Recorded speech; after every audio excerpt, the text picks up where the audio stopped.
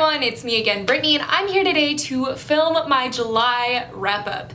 So we're at a slightly different angle. If you watched my reading vlog, I got a new desk and I kind of wanted to see if I could film at it.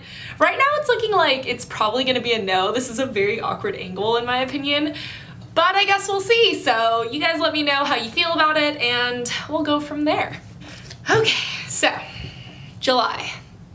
I read a total of 10 books in July, which is pretty good, but I don't know, I forgot that I read some of these like this month. I thought that I'd read them last month. Like, I don't know, I guess July was a really long month. So the first book that I finished in July was The Queen of the Tearling by Erica Johansson. I gave this 5 out of 5 stars. I actually listened to it on audiobook and I loved it. Okay, so I actually had a very weird reading experience with this book because it's pretty slow and it's very, very politic based. It just focuses a lot on politics and it's not really a love story. It's not your classic gorgeous queen. It's very different than the normal fantasies that I read. So at first I wanted to not like it as much as I ended up liking it. But by the end I realized that like this writing and the world that was built and the character development, everything about them, it was really fantastic and I ended up enjoying it so much more than I would have thought. Yeah, overall it was just an amazing story. It was very different than the kind of fantasy that I've previously liked, and because of those factors it actually made me appreciate the world that much more. It was just very well done. So I gave this 5 out of 5 stars. The next book I also actually listened to on audiobook, and that's Caraball by Stephanie Garber. I ended up liking this so much more than I thought I would. I'd heard very mixed reviews about Caraball. Like, some people loved it, some people hated it, and for some reason I thought I was gonna be on the side that hated it. It's probably because one of my favorite books of all time, though I never talk about it, is The Night Circus by Erin Morgenstern, and this gave me too many Night Circus vibes for me to just be like, okay with it, I guess, without having read it.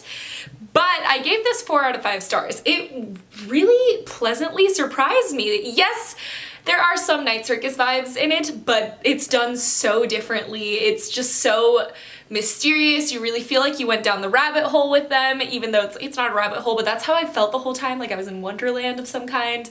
It was just really interesting, and the little tag, the remember it's only a game, it goes so perfectly with everything that goes on in the book.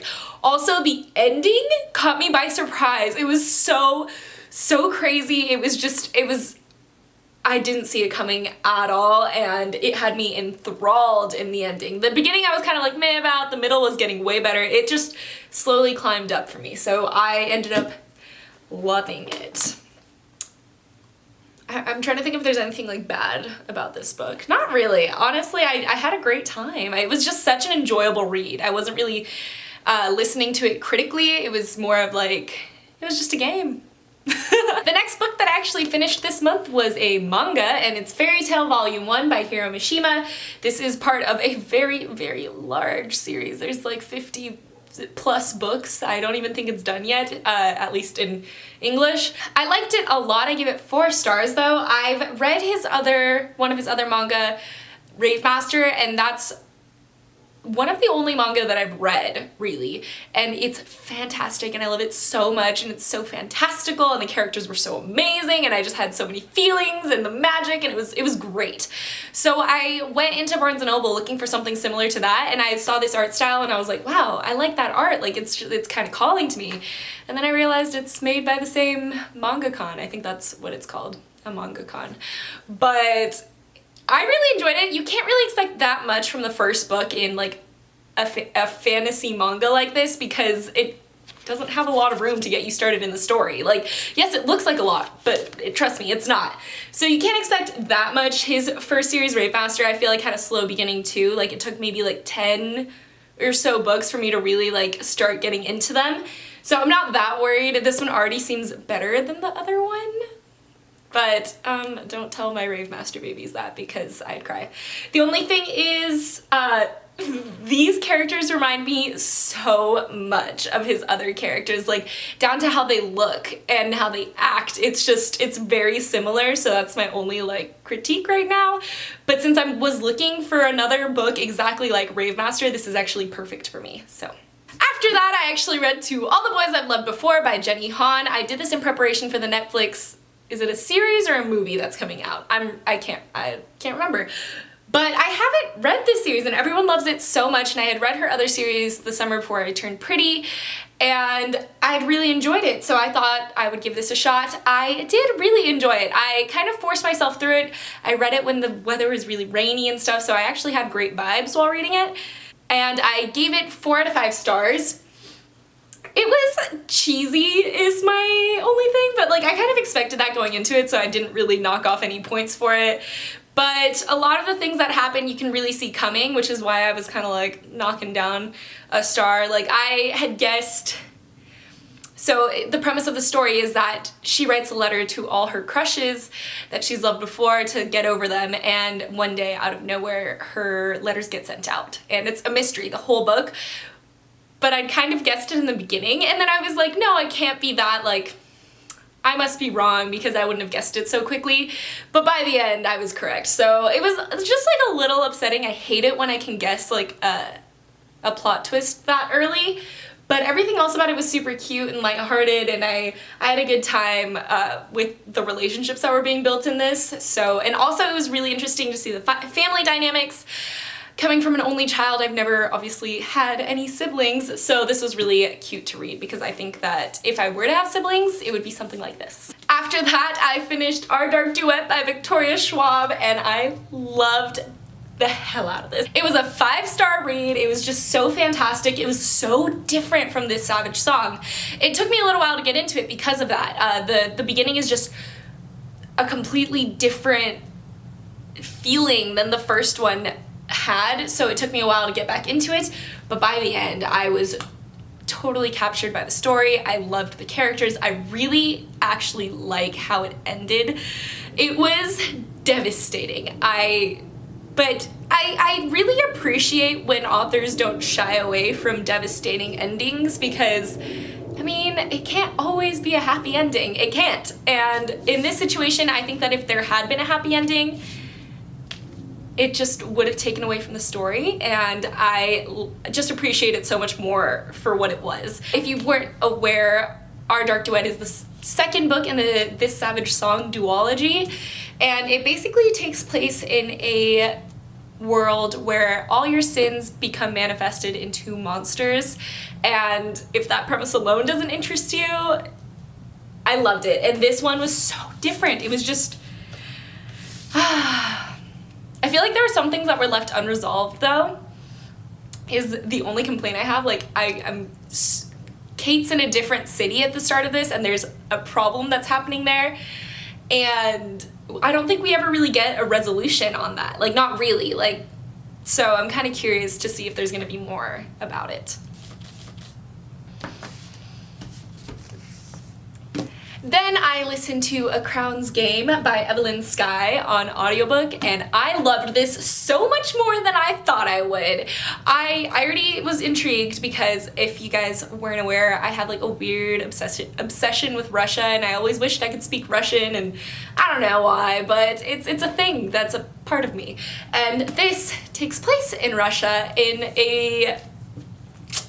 a world where the king has, I think they're called just magicians, but, oh, enchanters, where the king has an enchanter kind of to help him out in crises, and this book specifically follows 2 enchanters that have to battle it out to become the all-time enchanter for the king.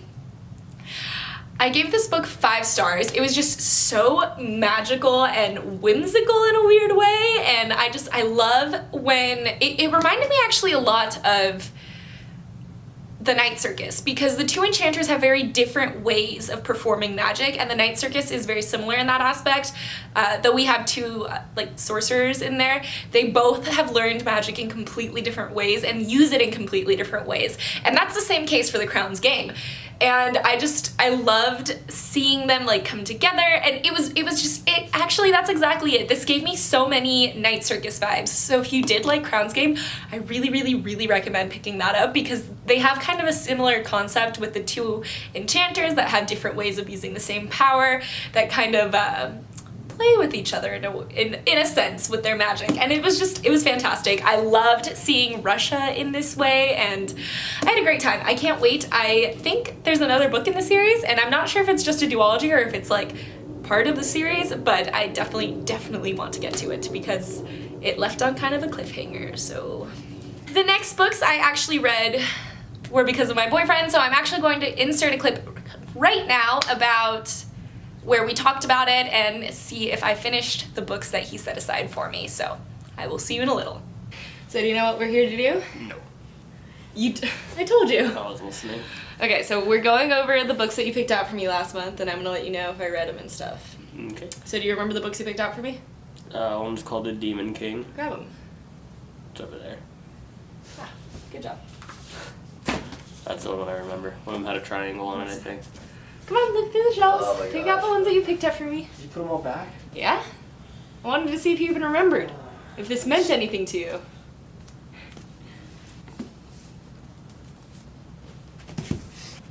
Mm-hmm. Do you remember the last one? Hold on. And I quote, because he's a bitch. Oh, Thor. Mm-hmm. Where is he? Over here. Oh. God. Didn't need to be tackled. They're in the way. Alright, sit down. Okay, so how do you think I did? You sounded stressed, so I don't think you finished any of them. Any of them? No, you finished all of them except this one. Why do you think that? Because you didn't say anything about it and I didn't see you holding it. Wait, you watch my videos? Yes. Oh! Well, that kind of ruined the surprise. That's actually exactly right. Okay, so the first one that I read was The Last Magician by Lisa Maxwell. Mm-hmm. And I listened to it on audiobook. And I told you that it was like a time travel book. Mm-hmm. They did it correctly.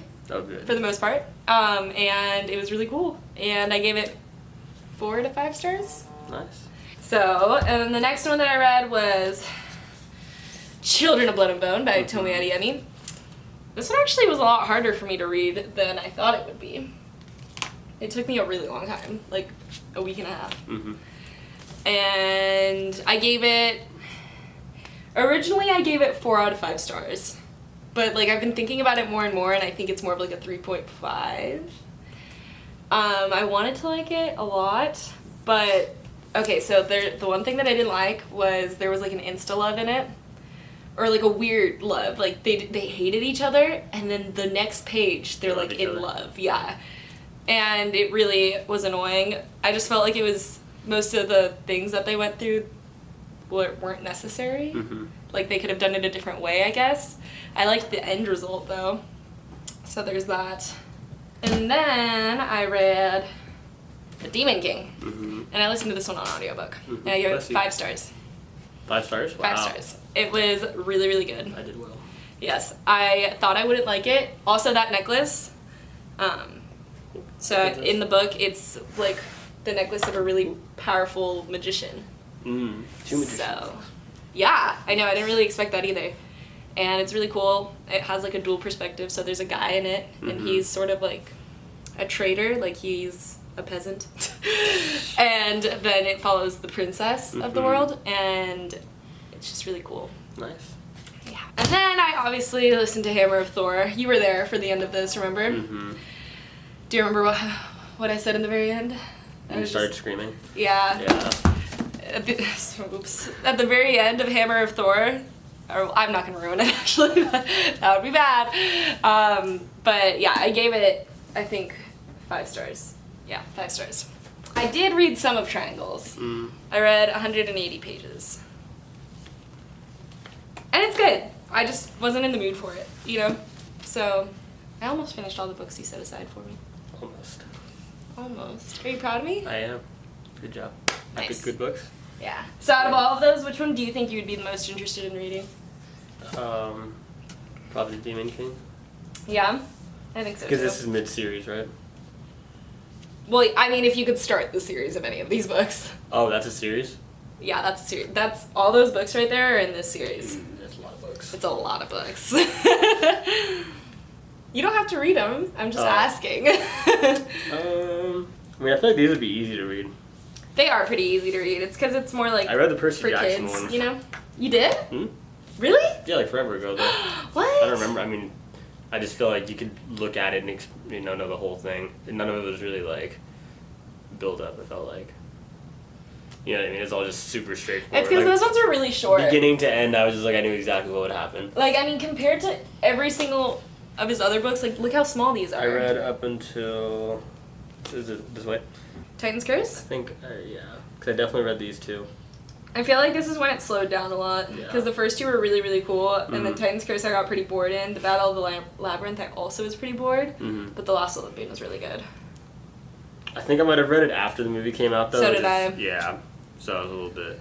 Yeah, no, I definitely read those first two. And I at least started the Titan's Curse. I'm pretty sure I read it though. I want you guys to leave some comments down below of the kinds of books that you think Adam might like, because I want to eventually get him to read a book. I can read. I just. No, I know you can, but I want you to enjoy Your a followers are book. thinking like, oh, No, he no. can't read. Literally doesn't know. I mean, how. they already just saw you talk about how you read the Percy Jackson books, you know? But I want you guys, because now you're kind of getting an idea of the kind of books he likes. Like, he wants, like, fast pace. He doesn't like time travel. Well, no, He I like time travel if it's done right. If It's it's usually done not done right. He probably wouldn't want to read from the perspective of a girl, so not a very character-driven story that's, like, love and stuff. I think you'd like more of an action book. Yeah, the cats are playing. It's all gonna break or something. So, yeah, leave some comments down below of the kinds of books that you think you would like to read, and then maybe next month we'll go over it and see if we can get you to read one of them. And enjoy it. I want you to enjoy it. Like, that's the key part. Like, I know you can read. You're not, you know, what's that word? Illiterate? Yep, illiterate. So I That's know how short you're attention span. I know you're able to read, but I want a book that will actually like capture your attention. I was thinking Illuminae, but all right. Thanks. Yep. Is that all? Yeah, that's Okay. it. So yeah, those are all the books that I read for this month. Let me know what books you guys read this month, and I will see you in my next video. Bye! Oh, do you like that? I got a blister from building all my furniture and it popped.